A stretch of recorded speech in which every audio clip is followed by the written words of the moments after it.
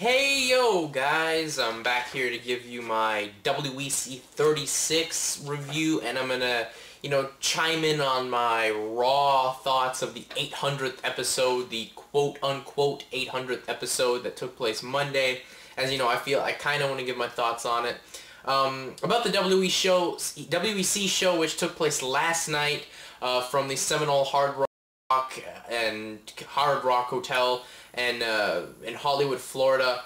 You know what? It was a hit and miss night of fights. I mean, there was some good fights, and then there was an extremely bad fight. I mean, we're talking potential worst fight of the year. Bad. There was some upset. There was a major upset in there too with Urijah Faber dropping the WEC Featherweight Championship to Mike Brown. But get there. Yeah. So anyways, let's run down the review here. We started out the night off with ROsholt versus Niessen Osterneck. You know what? This was a good fight. I mean, this just kind of went down how I said it would go in predictions, how ROsholt would have the wrestling ability, the takedown ability, and he did. He has power behind him, so really he's kind of a tough guy to stop a takedown because he's gonna use his speed and power to help take you down, and it's like kind of inevitable that you're going down. I mean, maybe a Thiago Alves could get a stop in there, but I don't know. I mean, the way he was just able to get the fight down when he wanted it to go down was very impressive. I mean, Osterneck clearly had the advantage standing. I mean, that's the only thing I think that's gonna need some severe work here from ROsholt. He's going to need a lot of work on the stand-up game because technically he almost got finished a couple times in this fight, especially that, flurry at the late way through the first round by Niessen Osterneck. So, I mean, I was really impressed with both guys. There was ROsholt was, doing some severe damage on the ground. I mean, he almost did a finish, but, let's give Osterneck, in the end of the first round there, and, Osterneck was able to get out, get the fight standing. He almost had a finish, and then, ROsholt was able to take it down on the ground and eventually win the round. In my opinion, he won that round. And then, once again, Osterneck, he came out with a flurry and almost looked like there he was for sure going to get a finish, but, he slipped on throwing a high kick, and that just led to ROsholt, getting the submission. Maybe he almost got a TKO stoppage, but he got a nice submission there, submission, or it was a stoppage via TKO there, but it was a nice victory there. ROsholt will definitely be moving over to the UFC, but he needs at least 6 months to work on the stand-up game before he even thinks he's going to be a contender in the UFC, because this was a middleweight bout, and the middleweight division is obviously being folded into the UFC now. So I mean, he's just going to need to get some work done there, and I think he's going to be a dangerous fighter. I mean, he showed even some, potential submission skills there. Obviously, the wrestling's good. If he works on the striking, he's going to be a strong guy. And hell, even Niessen Osterneck, you should keep him, bring him over. Great striking, and he even did pretty good on the ground, as he was the one able to get out of, any chance of danger. He was able to roll out of it a couple times there. So, keep both guys and, merge them in. I think both guys have to be stars in the UFC. Then we went over to the next bout, which was Pulver versus Leonard Garcia. And, this was a real good fight. I mean, I like the video package that had hyping it up, basically. Garcia putting over Pulver, saying, he looked up to him, but, he's going to make his name off him. Pulver's like, no, you're not. I mean, you've only had one knockout in your career. How many have I had? Really good fight here. It was, a fun, entertaining thing. I mean, it only went one, but, man, that Garcia kid, he hits really hard. I mean, he rocked Pulver a couple times and eventually took him down. The ref made the stoppage. Really was a bit of a surprise because I didn't think that Garcia had that much power behind his punches. We all knew that Little Evil Pulver had that type of power, but he wasn't able to execute it, and kind of was a shocking loss here for Pulver, especially since he went the distance with Faber. I mean, he went down in the first round to Leonard Garcia here. Garcia definitely is going to say he probably should get a shot at the Featherweight Championship now. They may have to do a Mike Brown-Urijah Faber rematch, but, I think let's at least give Faber another fight, and then a different fight, before he gets his automatic rematch. And let's get, Leonard Garcia in here, because he's a guy waiting to happen. Then we went to the next bout, which I believe was potential worst fight of the year in Paulo Filho versus Chael Sonnen. My God, was this fight fucking terrible. I mean, clearly, I mean, we all knew going in that this would no longer be a 5-round title fight as Paulo Filho completely failed to miss weight. I mean, Jesus Christ, missed it by what? 7 pounds. That's disgraceful. He technically should have lost the championship on the ability he didn't make weight. Everyone knows, I mean, if you don't make weight, it's bad, but when you're the champion, you're the one who should make the weight every single time. No ifs, ands, or buts about that. And then, you know, when he went in there, he didn't even look like he'd ever had a fight before. He just went down there, tried to, you know, I guess in a way he tried to lure Sonnen into his submission, but he just kind of was just dogging it. He was just out there lying down, trying to let the fight, you know, trying to just, you know, be lazy. He was definitely, I would have rather seen Paulo Filho gas out in the second round or third round, the third round I should say, and you have Sonnen finish him. You know, it can be complete, you know, vindication for all the bullshit that Sonnen's had to go through with Paulo Filho. You know, not only this fight's been delayed 3 times, supposed to be a title fight, it's no longer a total fight because, you know, how of a terrible, you know, professionalism Paulo Filho's shown here. He just looked like he wasn't engaged. I don't expect Paulo Filho to even be considered to be in the UFC because I don't think Zuffa wants anything to do with him.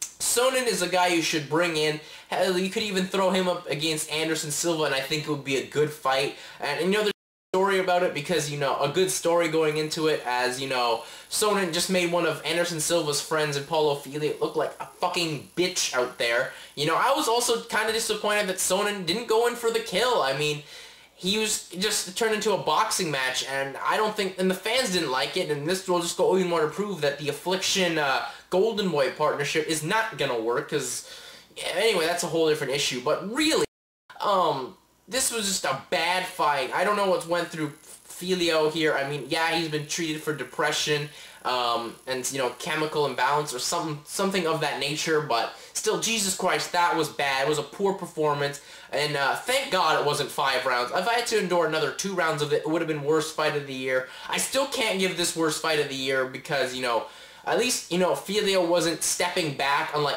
Stars was at the in the Nate Quarry fight at UFC 83. My God, that was atrocious. But, you know, this was bad, but I don't know what to even... it was just awful.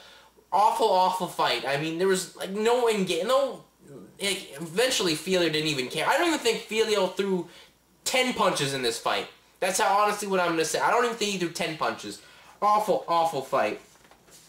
Then they showed, I believe, before that, they actually did show a fight between the Aaron Simpson versus David Avellan fight. Basically, it was a massive knockout there. Stunning knockout, highlight reel knockout, and, you know, hopefully Aaron Simpson can advance in a middleweight division somewhere along the line. I don't know if the UFC and Zuffa will bring him in, but hey, with a nice knockout like that and, you know, power like that, and maybe he said he added 2 dimensions to his game, striking, and, you know, he had wrestling. We'll see if he can go into the UFC and make some damage. I think he'll definitely be a prelim guy for at least, you know, maybe most of 2009. Hopefully he can get some pay-per-view time, but I think Aaron Simpson's a guy you want to keep a hold of. Then we went to the main event of the evening, which was the WEC Featherweight Championship, and Urijah Faber defending against Mike Brown. Gotta say, this was, you know, for the couple of minutes it was good. It was a strong fight. I mean, you know, both guys went out there. I mean, this just shows that size matters in MMA because, you know, Brown just bullied Faber around in that cage. Faber would go for a takedown. No, the size mattered. He couldn't get him. He just shrugged him off, threw him against the cage, used his power and his striking to, you know, make Faber dizzy. And then Faber, I don't know what he was thinking. He decided to throw in a back elbow, like, you know, you see in pro wrestling when you whip your opponent off the rope and you throw the back elbow. He threw it and completely, I don't know what he was thinking. That move wasn't even an option in my mind. As he's throwing it, Brown gets his fist through the forearm of Faber and just catches him on the jaw, drops him. That's the fight right there. Really wish this fight could have at least gone 2 rounds, 2 to 3 rounds, so we could have maybe got a feeling that, you know, who is the better fighter? I mean, this really didn't get to prove that who was the better fighter. I mean, yeah, Brown knocked out Faber and gave Faber his second loss, but still, it just felt like something was lacking. I mean, in the card, this card was hyped up really, really well, and, you know, some of it was lacking, and I mean, not to knock Osterneck and Jake ROsholt. Come on, I would have seen Razor Rob McCullough and the Cerrone fight. I mean, Jesus Christ, that was apparently a fight of the year. It was like 5 knockdowns in a round, went to a decision. I would have liked to see that maybe in the opener. There's just something that lacked here. I don't know what it was, because the WEC puts on great, fantastic shows. Something was lacking. I mean, I'm not going to take anything away, you know, maybe because Faber lost.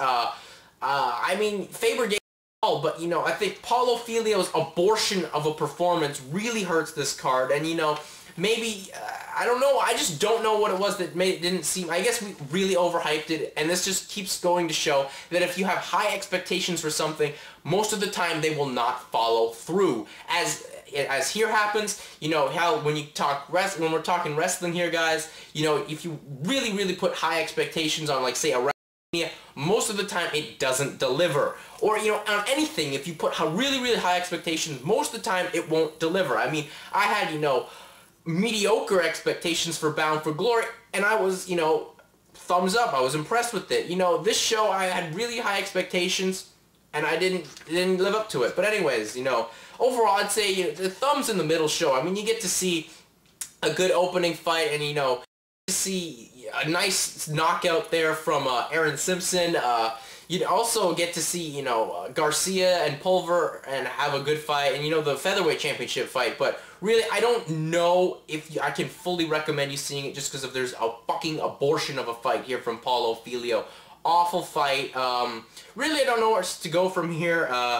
Yeah, it was definitely, you know, proven. That's why we have the fights. I mean, come on here and, you know, tell you that I don't think Mike Brown has a chance in fucking hell to win a fight. Well, you know, that just goes to prove that's why we have the fights, because Faber, you know, lost, and, you know, he got bullied around in that cage. I mean, although Faber did show some power, as, you know, he damaged some severe rib cartilage there in Mike Brown, and Mike Brown's out, I believe, 6 weeks. 6 weeks to 6 months, I believe what he is. I definitely think he's going to be out at least 2 to 4 months. You know, ribs aren't something to joke about, and or at least the rest of this month. But I mean, that just shows that, you know, Faber had some power left in him, and, you know, Faber, if he could have somehow avoided the knockout there, he would have taken it maybe to a second round, and we'd had a stoppage there, and Faber would still be champion. Really, overall, I still don't know if I can recommend, just due to that abortion of a fight, and I don't know, maybe Faber, I don't know where we're here. I mean, maybe Faber and Miguel Torres can have a bantamweight fight, which would be fucking awesome. But, you know, I think Faber wants to get the Featherweight Championship back, and we'll see where we go from there. Then, anyways, moving on to Raw. I don't know, I really wasn't feeling Raw. I mean, I have a feeling, I think a lot of you guys have a major feeling that the WWE is doing way too many 3-hour shows for Raw. I mean, we have one next month. I mean, of having pay-per-views. I mean, this is just a great excuse now for you to cut, like, at least 3 pay-per-views. And, you know, we're in a tough economic time. No one's gonna buy them. Really, not many people are gonna buy most of your throwaway pay-per-views. You should really cut them down at this point. But really, that show, I mean, what was there to, you know, be enjoyed about? I mean, you had Mae Young almost die in the ring when I believe she threw a forearm and, you know, fell down and, you know, broke her hip and was, you know, severely, it just looked severely bad. We had terrible, terrible comedy. I mean, this just goes to show how out of date the people in the WWE are. I mean, Vince, this is just clear, just also shows you it's just for Vince McMahon's enjoyment, not the fans. The fans really weren't laughing at anything DX said. And Michael Cole and Jerry Lawler, you know, this forced ha ha ha ha laugh. Funny, it doesn't come off good.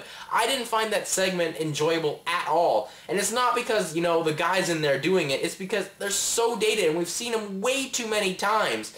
I mean, the only highlight of Raw was actually a strong cage match. I mean, Batista and Jericho continued the good chemistry. Some nice spots in there, and, you know, it's nice to see Jericho get the win back, but although, I mean, why would you give the belt back to Jericho when you shouldn't have even taken it off him back at the last pay-per-view. I mean, that was just absolutely a pointless decision in my view. It just makes Batista's, credibility look weak at this rate. I mean, you could have probably gone on Survivor Series, Batista and Cena, and actually got a nice little buy rate, and then had the rubber match. I've Cena win and have the rubber match at WrestleMania. I thought that would have been a smart place. What Jericho and Cena is going to be fine. But really, I mean, what was that? And then there was that dumb dancing segment. I mean, this just seemed like a bad comedy variety show. It was just terrible. I mean, a lot of the stuff they're doing is stale. I mean, too many 3-hour Raws, I think, is the thing. Then why have pay-per-views? I mean, why have Survivor Series in a couple weeks? If we're just going to have 3-hour Raws, I mean, why have a pay-per-view in the same month? Just cut a pay-per-view and have a 3-hour Raw and put it on NBC if possible. I don't think NBC will go for it, but, you still got USA, have a 3-hour Raw, and, that can be your pay-per-view. I mean, the Clash of the Champions did pretty good buy rates for WCW. Hell, I mean, they work. They proved that, pay-per-view type TV deal works. Go for it, WWE. Your fans don't have to pay for everything. I personally was happy that they moved their Armageddon pay-per-view from, I believe, like the week of Christmas from then to, December 14th, because no one's going to spend money on a pay-per-view, around this time in December. I mean, no one's going to do that. There's, so much, gift buying and, how much the economy's at stake. I mean, I don't think they're going to waste money on wrestling. They're going to waste money on their family and, to, either get to their family or gifts on their family. I think they should have just done a 3-hour Raw there for December and, skipped a pay-per-view. That's just my opinion. I felt this show was weak. Nothing can be of note. I mean, yeah, Miz and Morrison lost, but at least it wasn't a Spirit Squad type, like, jobbing. I mean, this Charlie Haas thing as well, it's no longer funny. I mean, it was cool for a while. I thought it hit its peak with the Mr. Perfect impression. Now it's just flat.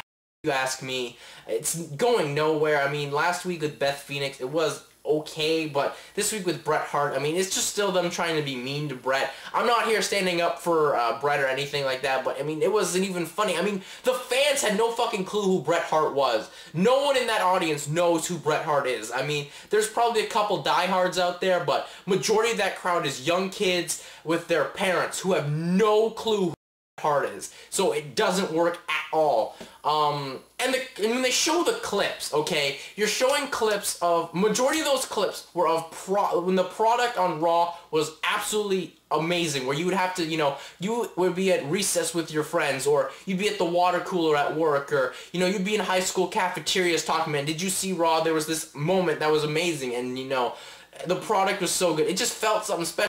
It just feels like a weak comedy show. I mean, I could watch Mad TV and the same same comedy would come out only better because they are professionals. I mean, this is not a comedy show, WWE. I mean, you're trying to make it like that, and when you look at your technically competition, TNA, they took the comedy out of their show, and look at how successful it has been. The past couple weeks of Impact, with of the bad match quality on the live Impact, was really good. They're actually starting to kind of hit a strike with this main event Mafia. I'm kind of getting into it. And you wouldn't expect Saturday Night Live or Lorne Michaels' or Saturday Night Live, which is Lorne Michaels, and Mad TV to go touring. That wouldn't sell, major tickets. I mean, look at anything that's a major comedy type show. I mean, there was that comedy show to raise money for homelessness back in 1992. It was terrible. No one wanted to see that. Comedy works for a while, but it doesn't work in the long run. WWE has to get serious and, realize that. You look at the stuff that was successful with them this year. Jericho Michaels, serious conflict. It worked big time. And, going back to that, when Michaels said that, he doesn't care if you hit his wife or whatever, and the only thing he really cares about is making fun of his hair, that just made you'd look like fucking shit, okay? That was absolutely the dumbest statement they could have made. Anyways, I've kind of ranted a bit too long about that. I just definitely not impressed with this Raw at all.